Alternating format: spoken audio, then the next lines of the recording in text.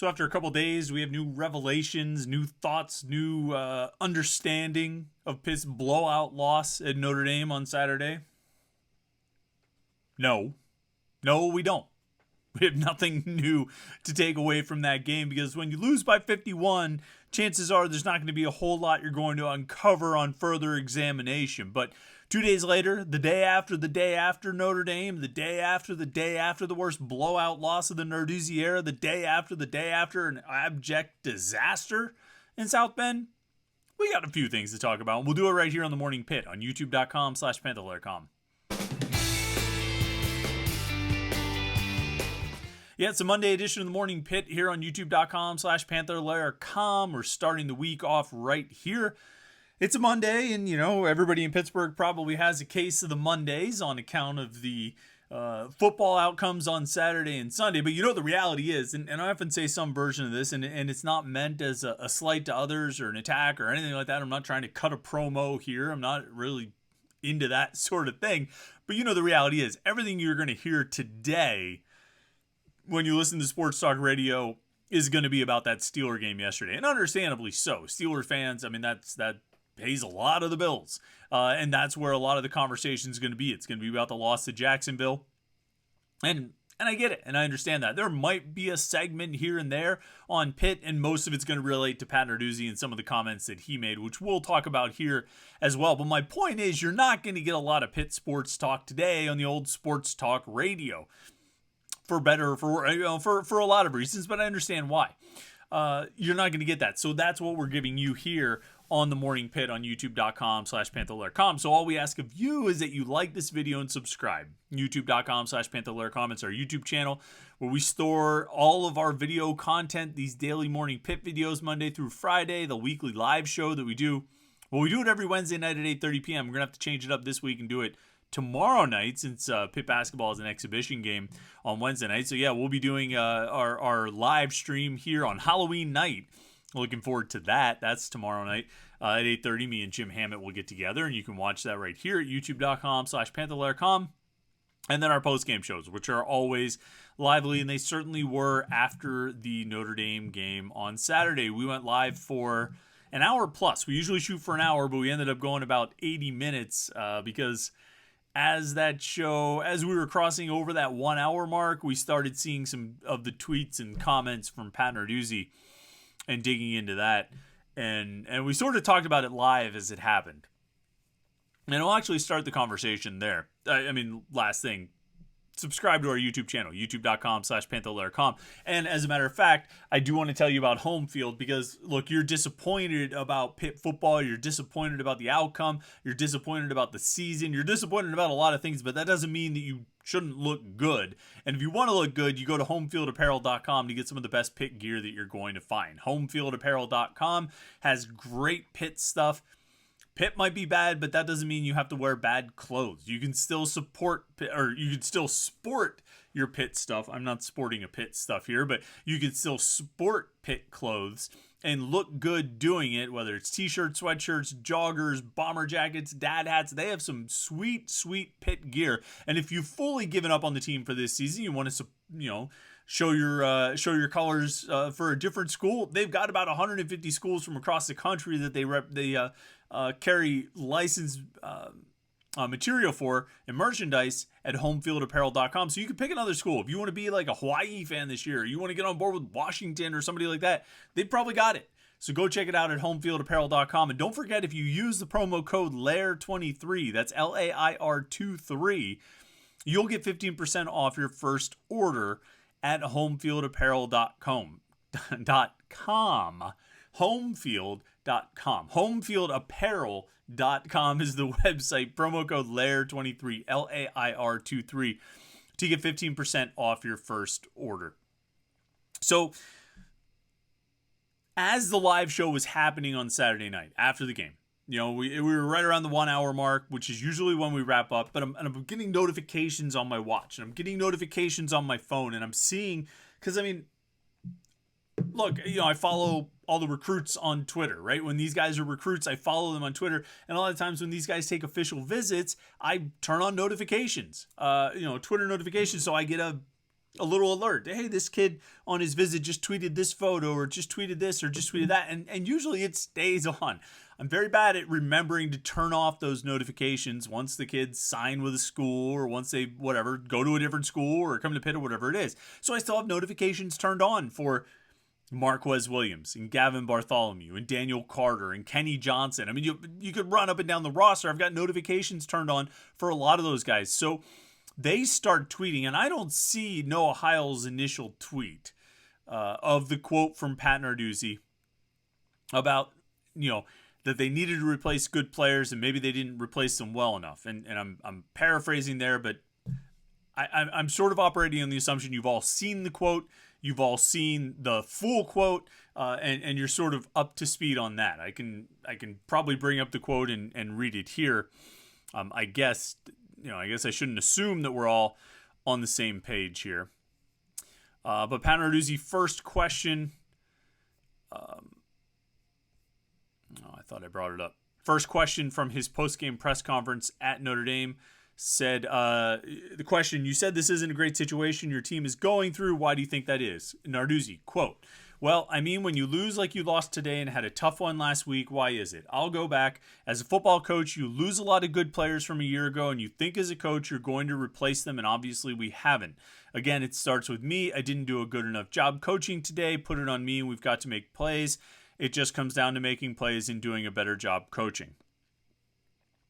So, end quote. That's the full quote. Noah tweeted out, something along the lines of the section that said, as a football coach, you lose a lot of good players from a year ago, and you think as a coach you're going to replace them, and obviously we haven't.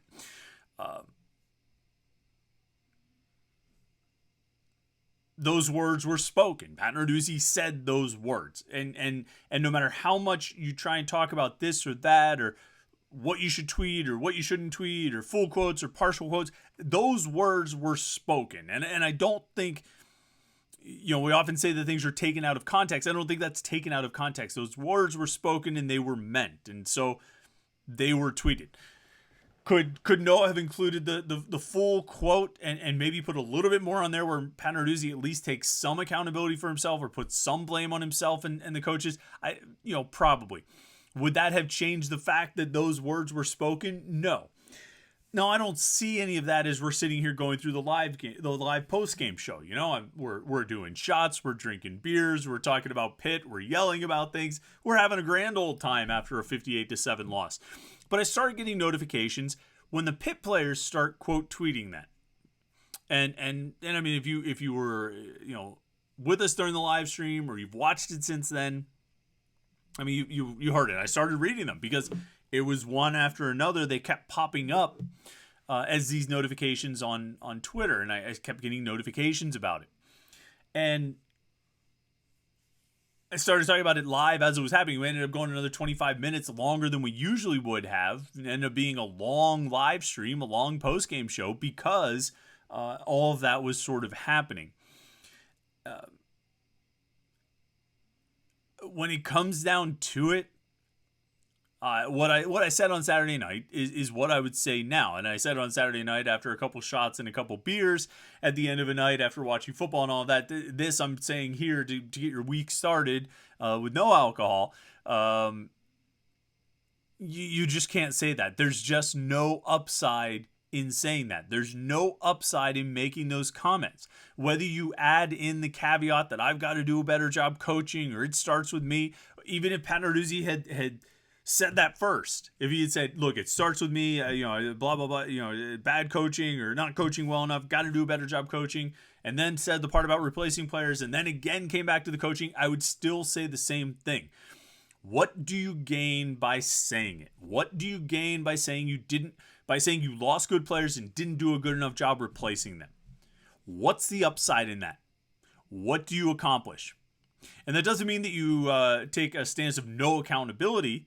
When you get into the locker room or you get into the team room or you get into the position meeting rooms and you're going over film, you hold everybody accountable in that setting. But out in public, there's nothing to be gained by saying that. You don't accomplish anything. There's no upside to it. There's only risk, no reward. Like, what do you accomplish? And that's the thing I keep coming back to. And I've had a lot of conversations with people about this over the weekend. I mean, really throughout the day yesterday. I talked to a couple different people, and some people thought it was the biggest mistake Narduzzi's ever made. Some people, I had some people who didn't think it was that big of a mistake. Who said, he's right. They don't have good enough players, and I to some extent agree with that. Some extent don't. I mean, we could get into that, and we'll probably talk about that later. That's this week about how good the roster really is or isn't. But my response always, through all of it, and what I always come back to is that one question. What do you gain by saying this? Because all you've done, and there's the further mechanism of that part of the quote being tweeted and then being seen by all of your players, maybe before you even got back on the plane to Pittsburgh from South Bend. All you've done is potentially alienate some of your players. And I don't think that's an unfixable situation. I don't think it's untenable. I don't think it's just a situation where Pat Narduzzi can't make it right with his guys. But there's no upside in even putting yourself in that position to begin with. There's no upside in it. You don't gain anything by saying that stuff.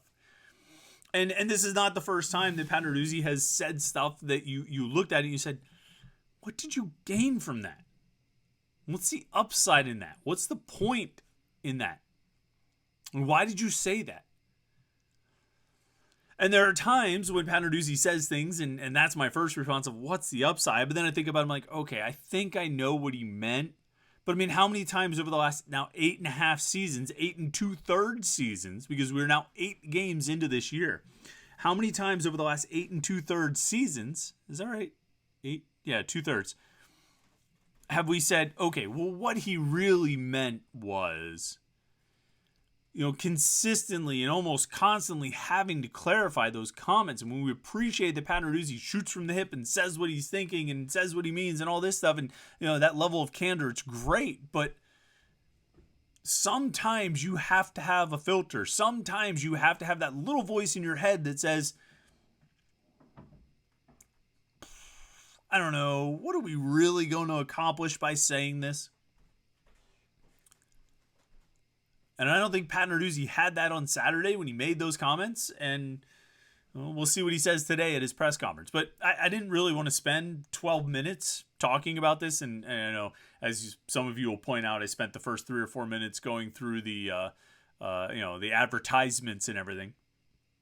I didn't want to spend 3 or 4, I didn't want to spend 10 minutes talking about this. But after a day or so of, letting it stew for a little bit and seeing the full quote, because as we were talking about on Saturday night, we didn't really, I hadn't seen the full quote. I was seeing all the quote tweets that, the player reactions, which were telling in and of themselves and sort of illustrated the fact that even if you didn't exactly say those words, or you said more than just that wasn't all you said that, but other things and all that. I mean, it kind of didn't matter. It took on a life of its own and created a situation that I think Narduzzi probably had to address, if not on the team plane, then certainly during the team meeting yesterday, I would think. That's enough of that. I would like to leave it and say I think there was a lesson learned here, but not really sure that there was. Well, I mean, we'll look at the tape and see if a lesson was learned, but I'm guessing there won't be. Let's move on to this game. It's funny. I wrote in the 3-2-1 column on Friday. One of the things I talked about was the forest and the trees. And I wrote about. I was specifically referencing or writing about the Wake Forest game and about. That's kind of funny. Forest playing Wake Forest. It didn't hit me until today. I really got to work that in a little bit better. But talking about losing sight of the forest for the trees being all those errors and mistakes they made in the final 90 seconds to lose that game, and how you don't want to lose sight of the the forest, the biggest reason they lost, which is the fact that the offense went into a hole for 10 possessions and only got a field goal out of it. You don't want to lose sight of that and get caught up with all the little trees, all those little ways that maybe they could have still pulled out a win at the end, but ultimately weren't the reason they lost. The reason they lost was that the offense went cold for 10 straight possessions in the middle of the game. And I said, you can't lose sight of the forest for the trees. It's common idiom, right? The Notre Dame game, and a game like this Notre Dame game on Saturday, is almost sort of the opposite, that because of the forest, you're almost blinded to the trees. Like, it's really hard for me to sit down here today and talk to you about the individual reasons why Pitt lost, whether it was this and whether it was that. And they're really having a hard time controlling this play, or they're really having a hard time establishing this play, or they did this or did that. I mean, like, they screwed up 6 ways to Sunday in all 3 phases. I mean, it gave up 2 special teams touchdowns. That's how bad that game was. And not like giving up special teams touchdowns is some unique thing, but you gave up 2 in really bad fashion. One with terrible missed tackling on or terrible tackling and lots of missed tackles on a punt return. And then MJ Devonshire fumbling a punt return of his own inside the 10, I think it was, that Notre Dame recovered for a touchdown. And it was like that for the offense. It was like that for the defense. Every unit shares the blame in that one. But it's hard to look at anything sort of specifically. I mean, I could sit here and there are a few things that stand out. The running back usage makes no sense to me. Gavin Bartholomew's usage, it's criminal right now. It is criminal. It's coaching malpractice for Gavin Bartholomew to come out of a game, any game, with 0 targets. In the entirety of his career, dating back to the start of the 2021 season, he has had 1 other game where he saw 0 targets, and that was the Tennessee game, the second game of his college career. That was the only other time he had a game with 0 passing targets. This year, he has 23 targets through 8 games. That's criminal. That is coaching malpractice. And I know the coaches might come out and say, "What? I haven't thrown any passes all year," right? That was Paul Chryst' line when we kept asking, "Why haven't you thrown to J.P. Holtz? Why haven't you gotten the ball to J.P. Holtz? J.P. Holtz, J.P. Holtz, J.P. Holtz." And Paul Chryst at one point said, "I haven't thrown any passes all season," trying to make the point. And I think that was probably 2013, I would think. 13 or 14. Trying to make the point that Chad Wojtek was the guy who, it was probably 2014, because I think it was Chad Wojtek, trying to make the point that Wojtek was not, throwing to the tight end, was not seeing the tight end as an option and not throwing it to him. And I suspect Pat Narduzzi would say the same thing. I suspect that Frank Cignetti would say the same thing. Earlier this week, Tim Salem did say the same thing. I mean, Tim Salem said, there was a question about getting more targets for Gavin Bartholomew, and he was like, "Yep, I'm warming up my arm, so I should be able to throw lots of passes to him." And so I get all of that. But you need to find a way to get the ball to him. You need to scheme it so that the ball is going to Gavin Bartholomew. And that's not going to solve all of your problems, but at least it would eliminate one glaring and obvious issue and mistake and just complete catastrophe of not throwing the ball to one of the best players on this team. And that's what he is, and that's what he's been. There are 36 Power 5 tight ends who have been targeted more than Gavin Bartholomew this season. And a quarter of those 36 have played fewer games than he has. Among all Power 5 tight ends with 20 targets this season, Gavin Bartholomew still leads the way in yards per catch. He's averaging 18 yards per reception, and he only has 23 targets through 8 games. He's averaging 18 yards per reception, and you can't get 1 target, never mind a catch, but not even 1 target for him at Notre Dame. In a game when your offense is miserable, or the Wake Forest game, or any of these games, and he can't get a target. Scheme plays to him. Design plays that get the ball to him. Why is this difficult to figure out?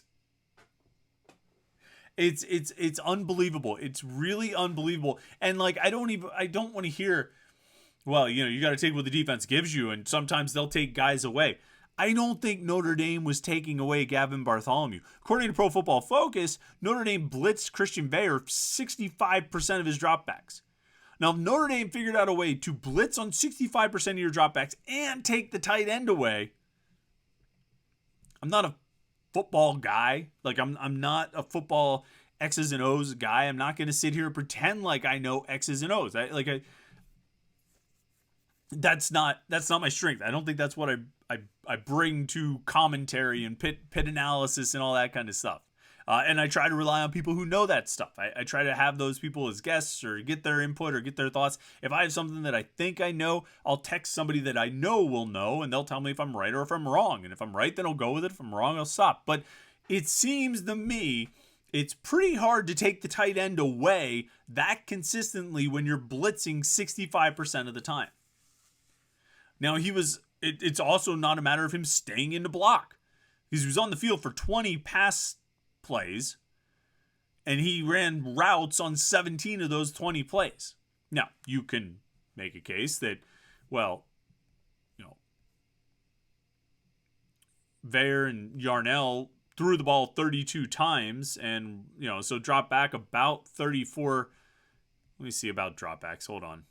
Let me just, I want to see how many times they drop back. 34 dropbacks between the two, Yarnell and Veer. And the fact that Gavin Bartholomew was only on the field for 20 of those 34 plays actually that sort of further illustrates the issue, doesn't it? You got Malcolm Epps out there. Malcolm Epps, he was out. He played a lot. What did Malcolm Epps get in this game? Malcolm Epps, for whatever reason, played 17 snaps. 10 of those were passing plays, and he ran routes on all of those. So while Gavin Bartholomew ran 17 pass routes, Malcolm Epps ran 10. Now, you tell me, and got a target, right? And Malcolm Epps had a catch. Malcolm Epps had a catch. He had one catch on 2 targets. Now, you tell me if it seems like a good idea to give Malcolm Epps 2 targets and a reception, and Gavin Bartholomew 0 targets. There's no explanation for it. There's no excuse for it. It's malpractice. And that's no disrespect to Malcolm Epps. But this is one of the best guys on the team.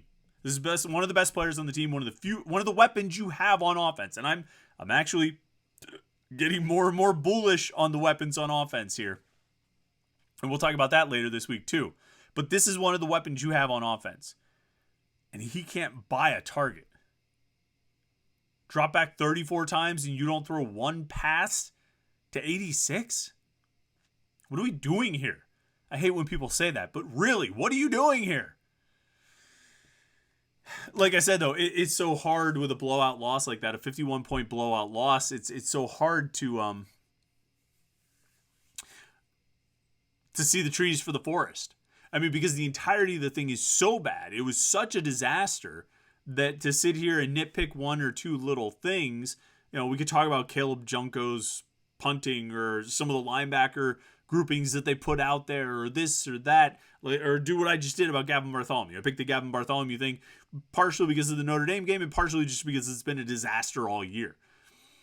We could do that, but it all just sort of comes down to, you talk about the offensive line too, but it all just kind of comes down to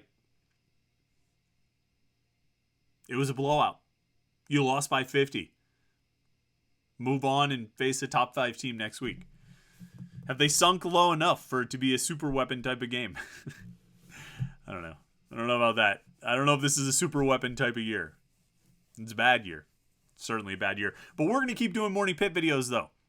We'll keep talking about it. We'll keep talking about Pitt football all week. Of course, we'll talk Pitt basketball as we get our first look at that team on Wednesday night, an exhibition game against UPJ. Looking forward to that, of course. And, we'll have plenty to talk about as we move through this week and head toward the Florida State game on Saturday. It's the 3:30 kickoff at Acrisure Stadium. That'll probably put us on the live stream around 9 or 10 o'clock. We'll see what time it ends up being, but it'll probably be right around there. So we'll have that to look forward to for sure. I know it wasn't a good weekend, but I appreciate you sticking with us here on the Morning Pitt on youtube.com/Panther-Lair.com. Like this video and subscribe to our YouTube channel, youtube.com/Panther-Lair.com. That way you never miss any of our Pitt video content. And then, of course, the website, Panther-Lair.com. Go check it out, Panther-Lair.com. HomeFieldApparel.com is the place for all your Pitt gear. Use the promo code LAIR23 to get 15% off your first order, LAIR23, at HomeFieldApparel.com. HomeField.com. Thanks again for tuning in this morning. Hope you had a good weekend outside of the football. Maybe you had a good fantasy football win, or your kids' flag football team won, or something like that. But we'll keep talking about it. We'll keep digging into it. We will move through the week. So have a great Monday. Have a great start to the week. And we'll talk to you tomorrow morning on the Morning Pit right here on youtube.com/Panther-Lair.com.